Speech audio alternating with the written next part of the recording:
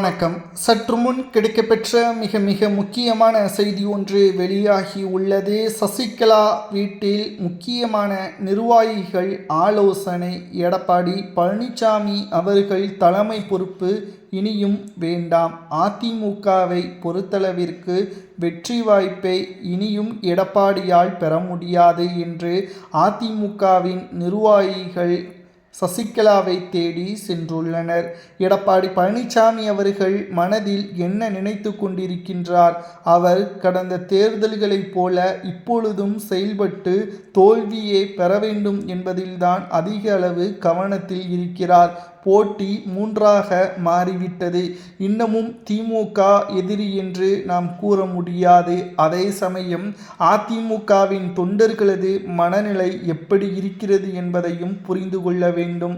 அதிமுகவின் கள நிலவரத்தை புரிந்து கொண்டு அதற்கு ஏற்ப செயல்பட்டால் மட்டும்தான் வெற்றி வாய்ப்பை அதிமுகவால் பெற முடியும்.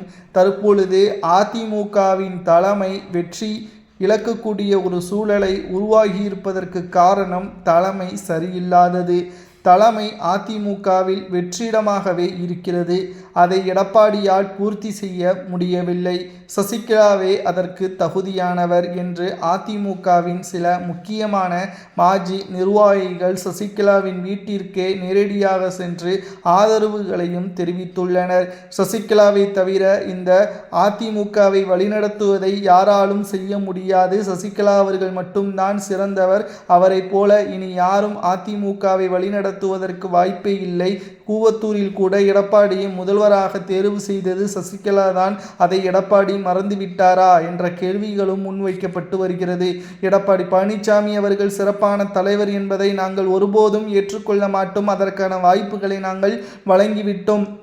ஒரு கட்சி தோல்வியடையலாம், வெற்றியடையலாம். தொடர்ச்சியான தோல்விகளை தழுவினால் அந்த கட்சியின் தலைமைதான் அதற்கு முழுமையான பொறுப்பேற்க வேண்டும். தொண்டர்களும் தற்பொழுது எடப்பாடி பழனிசாமி அவர்களுக்கு எதிராக பேசிவிட்டார்கள். நிர்வாகிகள் பெரும்பான்மையினர் பிற கட்சியிலும் இணைந்து விட்டார்கள். கடுமையான கோபத்திலும் அதிருப்தியிலும் இருக்கக்கூடிய நிர்வாகிகள் தற்பொழுது தலைமை எடப்பாடி பழனிசாமி வேண்டாம் என்று கூறுகின்றார்கள் என்றால் அதை எடப்பாடி கேட்டு ஒதுங்க வேண்டும். இல்லை என்றால் நிச்சயம் அது மிகப்பெரிய அளவிலான பாதிப்பை தான் அதிமுகவில் ஏற்படுத்தும் என்ற தகவலும் தற்பொழுது கிடைக்கப்பெற்றுள்ளது.